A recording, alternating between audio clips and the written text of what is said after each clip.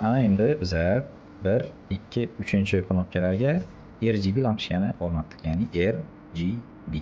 Bu o'chirish uchun xizmat etadigan bo'ldi bizlar uchun. Xo'sh, bu yerda pultdagi kodlarni aniqlab oldik.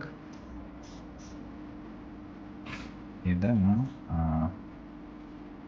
sikl yaratdik. Masalan, test etib ko'ramiz. Xo'p, bir knopkani bassam qizil yanadi, o'chirdim. 2 knopkani bassam yashil yanadi. 3 knopkani bassam blue yanadi. Endi R bilan G ni bassak boshqa xil rang beradi. Mana R, G. Xo'p, 2 bilan 3 da siyan rang beradi. 1 bilan 3 da magenta rang beradi. 2 bilan 1 da yellow rang beradi. Demak, 1, 2, 3. Demak, 3 xil rangning ham yanishi bu oq rangni beradi bizga. Demak, RGB da, demak, kamalak rangidagi 7 xil rangni yoqa olamiz ekan.